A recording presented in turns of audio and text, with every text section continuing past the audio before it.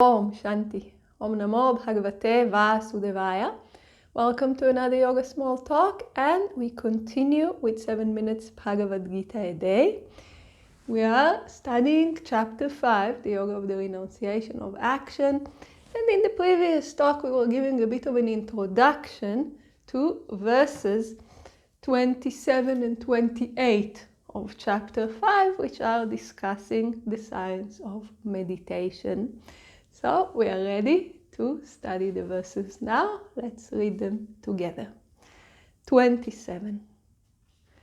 Shutting out all external contacts and fixing the gaze between the eyebrows, equalizing the outgoing and incoming breaths moving within the nostrils.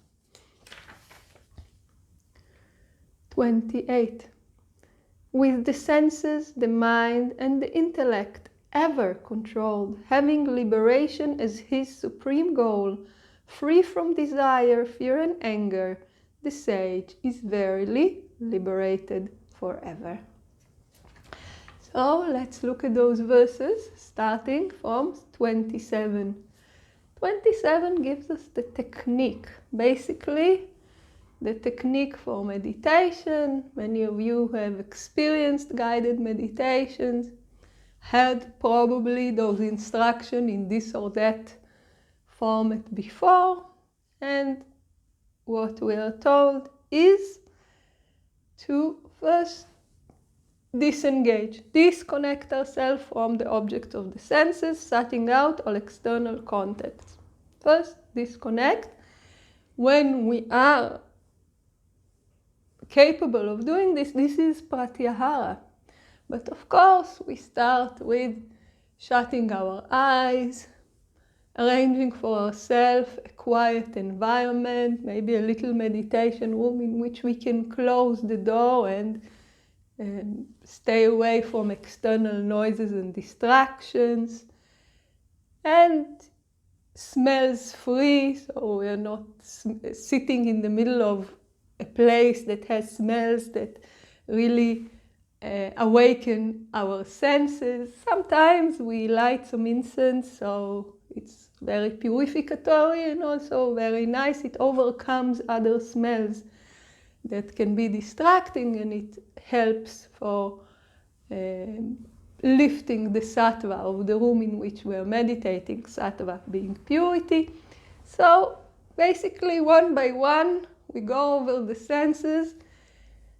Again, when we are capable, we just sit and we practice pratyahara, the withdrawal of the senses. But until we are there, we help ourselves. So, as we said, we close our eyes, we arrange for a silent place. Of course, we do not eat, we do not touch anything. Maybe if you're using the japa mala, so you touch that, but it's one object, it's very sattvic, it's very pure, and it's not very alerting to the senses. So, like this, the smell, we also, as we said, incense or a room without any distracting smells. We arrange for ourselves a situation in which our senses will be less active, so we can focus more within.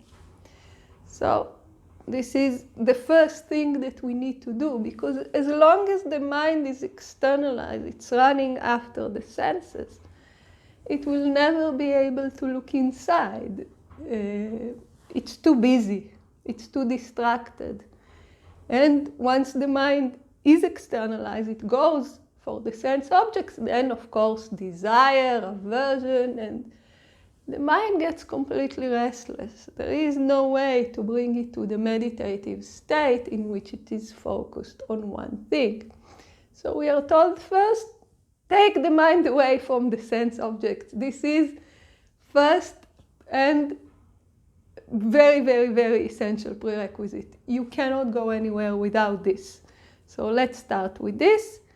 And then fixing the gaze between the eyebrows. So in different systems of meditation, there are different focus points here.